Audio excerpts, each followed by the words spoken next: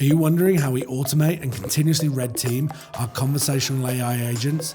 Well, today we're talking to co-founder and CEO of Splix AI, Kristian Kamber. Welcome to the Opensource podcast. I'm Bruce Pendry, your host, and this is where we dive into the world of startups, innovation, and entrepreneurship. Join us as we speak with founders, industry leaders, and venture capitalists about scaling businesses, securing funding, and pushing the boundaries of technology. Whether you're a startup enthusiast or a seasoned entrepreneur, this is your open source for insights and stories that fuel the growth and success in the tech world. Hey, Chris, it's great to have you on the pod today. And let's dive right in. And I'd love to have you tell us a bit about your career journey to date and before founding Splix AI and what experiences in roles that you've had that have shaped your path to becoming a successful entrepreneur. Yeah, thanks, Bruce. Thanks for having me today. Yeah, where should I start? So originally I'm from Croatia, but I grew up in Germany. My parents being entrepreneurs in the restaurant business for 30 years. So I was shaped by this entrepreneurial mind. And I always said to people before when I grew up, I say, you don't know what kind of luxury problem you have while having a weekend off. While in the entrepreneurial business, you basically don't have a day off. So that's how I grew up. And but I started my career after studies, after my master's degree in sales, basically from the early days in tech sales and with Vodafone, and later on going into ICT sales, and went through the path of consulting and selling, basically creating IT strategies with Gartner and having access to C-level. I later on moved on to some SaaS companies from the Silicon Valley, which basically shaped my career and changed my life for the better. What was really amazing and the biggest piece of my career was actually the days of AppDynamics, where I had the possibility to work with some tremendous leaders and accessing, also seeing the medic piece and how to do consultative sales and basically speak to customers about the why now, why you should do it right now, or why doing anything. So that was very, very, very important for me. So it changed everything basically. And afterwards, I had some gigs in other companies, and the last role I had actually was I was a first line leader in Zscaler, which is an inline security, cloud security giant, actually, and had the possibility to see the tremendous potential of cybersecurity, actually. Yeah. And now, we founded Splix. I always wanted to found an own company, obviously, because of my entrepreneurial background of my family and stuff. I was always driven, I was different, and I didn't really like the political game out of a corporate, to be honest. But I learned that as well through the years. I'm now more seasoned and having family and kids and but I always wanted to feel the sense of having a startup and building a startup out of zero. And been working on Splix AI since 1.5 years, or call it Splx, security platform with an X factor. And with the merging of AI technologies and specifically in Gen AI, it was obvious that AI security space, it's going to be a societal problem to solve, not a problem that Splix only can solve. It's a problem of which is heavily related to society and the future of our kids, I would even say, how we use AI. Yeah. Absolutely. No, it's awesome to see. And we met at B-Sides in San Francisco earlier this year, and it's awesome to see just as you're making that transition over from Europe and from your experience with AppDynamics and then Zscaler through to Splix and navigating the realm of AI security now, where nobody really has the answers just yet. But I think it's a super exciting problem set, and like you said, one that's going to have huge impact on our future generations to come. And I think we're still a long way off from achieving AGI, but I think it's really, really exciting, and one that's I'm so excited to see what you and Ante, your co-founder, are doing over at Splix as well. So, what were some of the biggest challenges for you getting off the ground, and what was the story of getting the product market fit for Splix?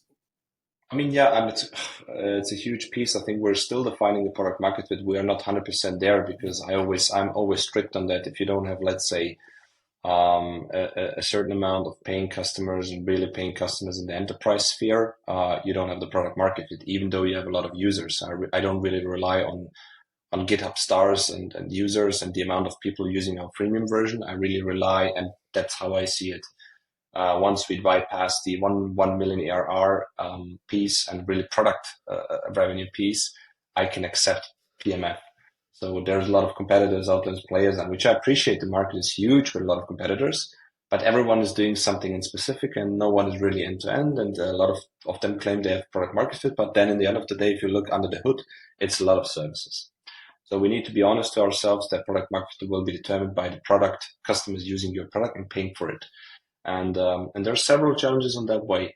One of the things, one of our USPs and key differentiators in the market is actually what we started with is red teaming, and we started very early with that because we first wanted to deploy like everyone else AI firewalls, doing shadow AI and detecting all the sorts and having a fully enterprise platform. But we started out of Europe, you know that, and I went to my former customers and CISOs I know out of Germany, out of UK, out of France. Nordics, even they said, hey, it's obvious it's going to be a problem, but I want to first understand what is actually the vulnerability I have in my development phase and my production phase. And that's how we started testing and doing red teaming, doing POCs, and giving the customers actually manual written assessments. That's how we started. And while doing that process, we saw, okay, we spent now a week of testing. Why don't we automate this process at least 80-90% so we can use our platform even within the services? And that's the whole story behind our solution Probe, which is an offensive security AI pen testing solution. And we are really, really happy to say that's a key USP because we have one major CTFs, Wiz, Dreadnought, Defcon, Black Hat, have a core team of 6 AI red teamers coming out now with a series of we call it a red teamer streamer. So we have a YouTube channel where people will, one of our red teamers will actually in live hack chatbots and hack Gen AI, so you can really see the skill set behind that, and that's what I claim a USP or an early head start. Yeah, within finding the product market. But yeah, to answer your questions, we are not there yet in terms of product market. Yeah, absolutely. No, that's fantastic, and I think it gives great insight to kind of budding founders, and that's kind of massively what our audience is going to be. Right? Is how can we influence and advise new budding founders? And I think it's great to hear your journey today, and even a year and a half down the line, we're looking at product market fit, yet you've managed to grow your ARR significantly in that year and a half since kind of inception. So are you able to walk us through some of the early days? I'd love to hear kind of how you and Ante, and having met Ante as well, and awesome human, how did you guys get together and know each other and begin to build this company? Now I was so in the days of COVID, I moved with my family to Croatia actually to have a more quiet life, so next to the sea, and I was delivering projects remotely. Like you can do it from wherever, right? Even New Zealand, whatever. Like doesn't matter. And I met a guy actually, his brother-in-law. I said, hey, if you want to open up a company one day, just give me a shout, right? Give me a call, because I was a bit like, I felt like after COVID, I'm going to change something with my career, because I'm the type of that guy. I like changes. I'm not sitting in one place just to be secure and get salary. You need to be that sort of mindset. And apparently last year I was preparing with my brother actually a gig to open up our own startup, which was more on the sales side and on the go-to-market side, and automating it as well with Gen AI. And I got a call from Ante's brother-in-law. He said, hey, I might have something, you should have a look at it, right? I met Ante, and he was working back in the days at a German startup.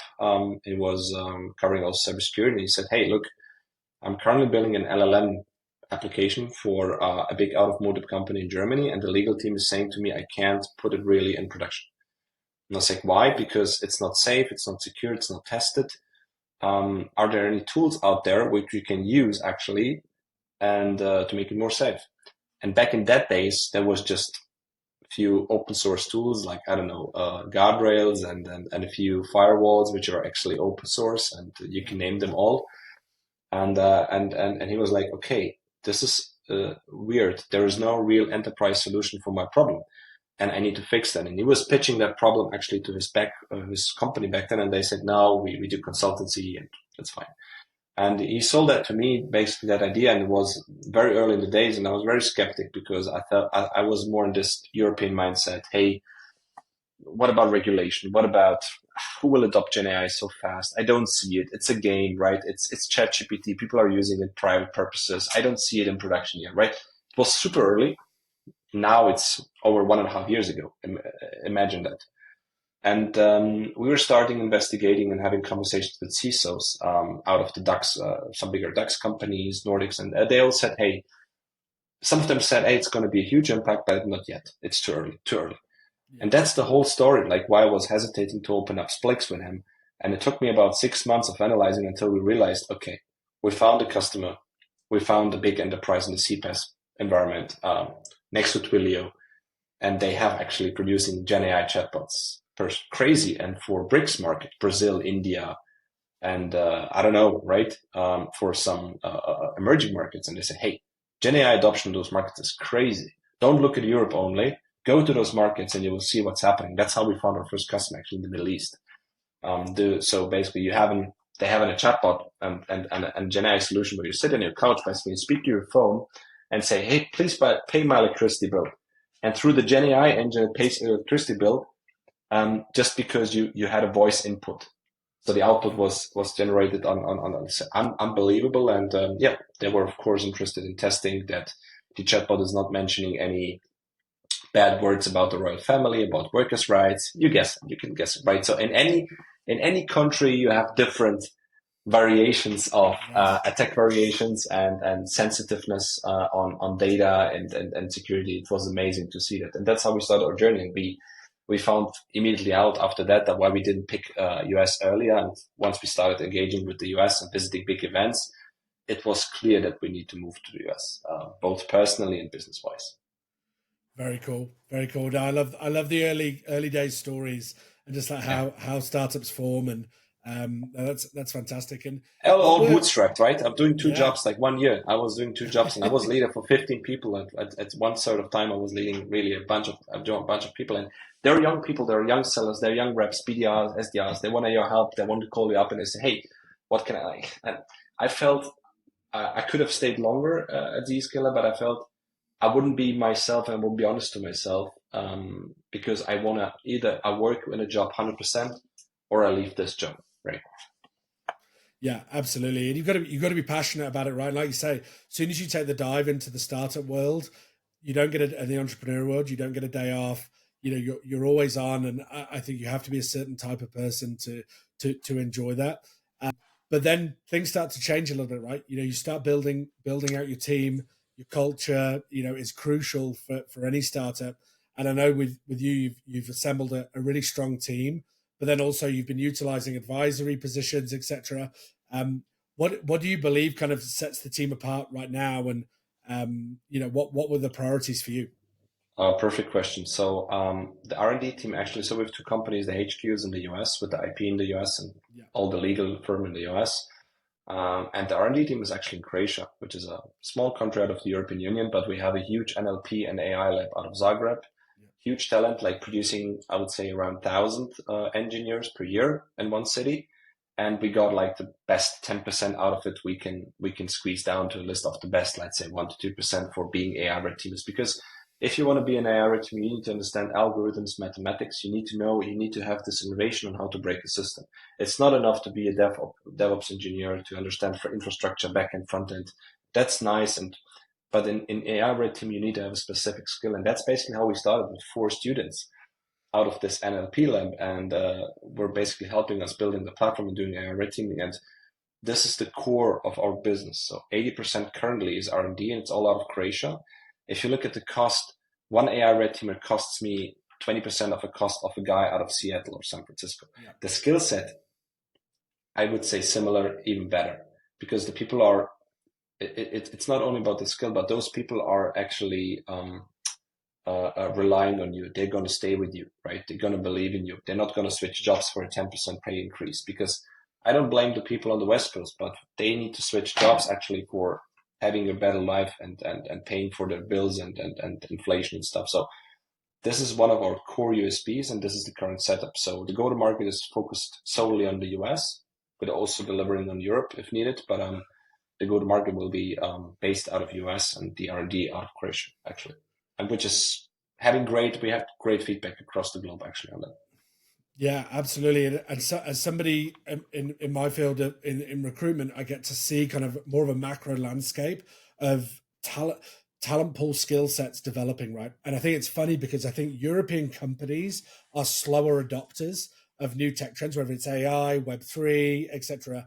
Typically, I think there is a slower adoption rate than say like the US, but I feel like the talent pools are quicker early adopters for sure. If you said to me, "Hey, I need a protocol engineer that's got X, Y, Z level of experience to join a Web3 startup here in the US," there's certain niches there that you would only find that skill set in Europe, and like it because they're early adopters and they find, but also the cost effectiveness for startups as well, while still getting the same I agree. skills, is Even on the incredible. go-to-market side, one of my wishes now was also to enable having a go-to-market team out of London, a long term, because the amount of talent in London is vibrating. Because I love the competition, so people are going to work, people are a bit buzzing. Like it's, I think Yeah, even London is earlier wake up than New York if I compare both cities. So people are in New York. Like if you're a seller in New York, you can basically, yeah, you can get a job easily, right? Kind of like in London, I feel the competition is even higher. And when I remember the old days in App Dynamics, I had 9 interviews with those guys sitting in the rugby hotel of the English national team, wanting to challenge me and tell me, "Hey, you have no intelligence," whatever, like on the ICC part criteria hiring. So and that was basically also by the guys who were shaping the medic piece out of a more aggressive sales style out of the UK. So I believe fully, and as you said, the combination, not even only tech, but go to market out of Europe is strong. Is strong. And just because there's less opportunities than in the US. In the US, it's just a huge market. It's more opportunities. And yeah, you just have better prosperity on business, on the business level, right? So, and if you grow up in a more competitive market, you need to be more competitive yourself and more aggressive yourself. absolutely, absolutely. That resonates with my own journey too, right? Yeah, it's one where there's so much opportunity in the US, and you look at the same uh, discipline that of recruitment and talent that I operate in. It's very tough, very competitive in the UK because the market is that much smaller. So naturally, it's very difficult. But yeah, you've got to kind of have that Lions kind of mentality of like I'm going to eat what I kill and be very tough and resilient. So yeah, I Yeah. think it translates well. Um, Absolutely. Well, look, I'd love to pick your brain and switch gears back to kind of the AI security piece. Obviously, a critical topic today. And why do you believe kind of security in AI is so important? But in terms of the context of chatbots, right? I think that is they are going to be the number one user facing kind of platform of AI en masse. I think it's very exciting to see kind of solving probably the largest attack surface area that there is within AI potentially. So what's kind of the important side of it for you? Where are you seeing the biggest kind of threats?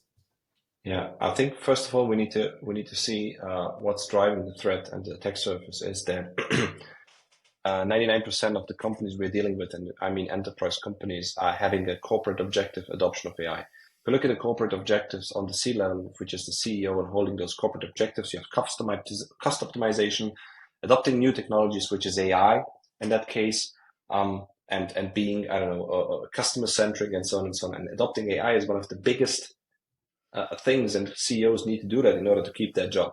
So what they do if they're driving in a regulated industry, they go back to their CISO and say, "Hey, look, we need to adopt this AI solution. We need to make those chatbots potentially, I don't know, automatization for sales and call support and call center support, or having a medical med advisor automatic one out of Gen AI.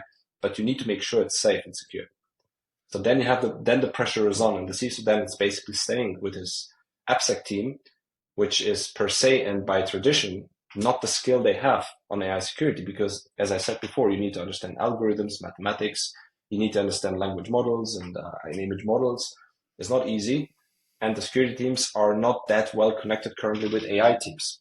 It's a political problem. It's a societal problem. It's a political problem into corporates.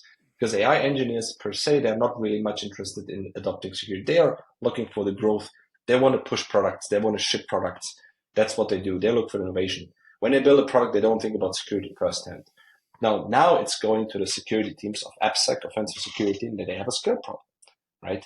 And what I currently see is there's three pillars. One pillar is the data. So the data is pretty much solved currently today with a lot of players in there. So focusing on Shadow AI. Are you, as Bruce Prende, are using the correct AI in your segment? Do you use it for external purposes, for private purposes or not? Are you leaking data outside of the company? So this is the so-called Shadow AI problem. It's addressed by a lot of players, and that's, I would say, pretty much okay currently, and a lot of CISOs can talk about that, right? The second thing is testing the models itself and testing the domain-specific applications, which are trained not with the model and your own data. And this is where the problem begins, because this is done by the most teams and enterprises manually. And a lot of services are in there in this market. So no one is really doing it automatically and doing automation there. And we see a huge gap of skills there, right? If you look at the competitive landscape, a lot of companies are claiming, hey, we do AI red team. In the end of the day, it's really services and it's manual. And that's what we do, basically. We automate it by 80%. And this will be one of the biggest problems to solve, because you will have new attack surface. You will have new chatbots, which are actually image. You can upload images. You can upload videos. You can do the voice thing. What I said, you will basically sit in your car and you will tell the car and the engine to start the engine. But the car should be in a position to detect your voice and the emotion out of your voice. How are you going to test that? For example, one thing is we spoke to the AI red team of Meta. They have 35 people out of the West Coast, mainly. Some of them in New York as well, and they're gonna size up the team to 100. They still didn't solve the problem with voice. It's a huge problem, and we are looking at that as well, of course. So actually, the testing of models and domain-specific applications is a massive problem. And the third one is where there's a lot of players jumping on a chip, is actually compliance and legal. The why now is always triggered by compliance and legal. Why would a CISO tell you, okay, I need to test those models, I need to test it, I don't know, back and forth, because he's triggered by the audit coming up, and he's triggered because it's a regulated industry. So you need to always make sure as a business that there is regulation in place and that you're compliant against at least one of the frameworks which are important for you. Let's take the DORA framework, which is important for the banks, right? And the financial industry. And this is basically a piece where also a lot of players will play, like the Big Four, services, etc. So again, coming back to that space, and it's not related to Splix per se, is that it's a huge problem with testing models, and a lot of companies coming out there, research communities. So actually testing the vulnerabilities. And if someone can claim today that he can do a testing which will indicate that you're 100% safe, I wouldn't believe that. Yeah, absolutely, absolutely. And what's your model of engagement with customers? Is it enterprise level licenses? Is it user based licenses? What does that look like? How did you come to that model? Pure enterprise. We spoke to some in the beginning. We spoke to some scale ups and smaller companies having one or two chatbots. Coming back also to your question, of course, chatbots are the biggest use cases in Gen AI, customer facing or internal. There are all sorts of chatbots. Call them AI assistants, call them conversational AI platforms, call them chatbots, whatever. It's all related to communication sort of way. And we started to work actually in the beginning with some smaller companies because they were adopting AI faster and more innovative. But they're not ideal customers for a platform, because our platform is not only doing detection, it's giving you a report, it's giving you a mitigation remediation strategy, and then afterwards you do the compliance and framework mapping at scale. So it's an end-to-end offensive security platform, and that's why we are a pure enterprise sale motion, where we sell basically a platform fee, and then up to the calculation we do, what you need in terms of credits. So in terms of the number of tests you need, and then we calculate it based on that. Of course, if you have a kind of overusage of 20%, we tolerate that on a monthly basis, but we'd like to have a yearly engagement or commitment at least. Yeah. Very, very cool. Very cool. And then how, looking at that, moving into the funding space, how have you navigated funding so far? Has that been majority in EMEA, and you've raised there, and then you're looking to navigate your funding in the US as your next round? What does that look like? No, yeah, I'm happy to say actually that, I mean, it's not officially yet out. It's going to be out next week with the tier one newsletters and papers, but I can say that we we got funding and a pre-seed round, and we got a decent valuation. And one of our investors is actually a US VC. Well-known people out of the security space, so security veterans, which I'm really, really proud of, because normally European startups coming to the US business don't really get the possibility to work with US VC instantly from the beginning. Yeah. And we have the possibility. So we have a Polish VC, a big one. We have a Dutch VC, and we have a US VC on the plate with a few really good angels. Actually, have been before founders in the space. So yeah, happy to announce more once it's out next week. But it's a huge game changer if you have a US VC on board. I can tell that. Absolutely, and one thing that, testament to both you and Ante is, your presence at some of these larger events that we've met at, and just your ability to foster fast relationships and translate the vision of Splix and what you're doing is incredible, and I think a real strength for you guys as founders. And like you say, I think it's so cool seeing that securing that US VC backing as well. And I'll preliminarily congratulate you now, and obviously, I think this podcast will release after all your announcements, so we'll be safe there. But yeah, I think it's really exciting to see the growth, and I'm excited for the next chapter for you guys. No, you said a very important thing. It's a people business. So I grew up like in the era of the 90s, and where I was taught by my dad, like it's a people business. So if you sell security, you sell trust. Coming out of Europe to the US, right? You need to build new friends, and you need to build trust. You need to actually show that you're really doing, that it's not bullshit, that the platform is working, that you're it's actually working. You can do the testing. We got a decent report. You can increase security posture, right? But in the end of the day, it's all about people, and I can tell you honestly, and I feel even after COVID, it's getting more and more with face to face. Having us or being at events, major events like RSA, Black Hat, InfoSec, and you name it, it's a huge change, game changer, difference maker, because you speak with the people face to face, you can show it, you can engage, and starting off at, let's say, October, we're going to have our first events also in the US hosted, like B-Sides New York. And there's going to be a speaker. We're going to have our own booth. I'm really looking forward, because even though some people might say, and CISO say, hey, B-Sides not really CISO event, I want to have instant feedback from the community. Like B-Sides is so nice because people are actually, those are the users of your platform. The CISO might be the buyer, but he's not the user. The user of the platform is the AppSec guy, is the offensive security guy, is the ethical hacker, is the guy who wants to find vulnerabilities within your system, within a system, and he's going to come to B-Sides. So I want to really get instant feedback on the B-Sides. Yeah, absolutely. I think B-Sides for me is the premier kind of event for exactly that type of insight, right? It's across the globe. I think they do such a great job. Obviously, a not-for-profit organization, and I know that I've been heavily involved in the SF1 as a participant for the last few years, and I can say it's probably one of the best events that I've been to. 100%. So great. Yeah.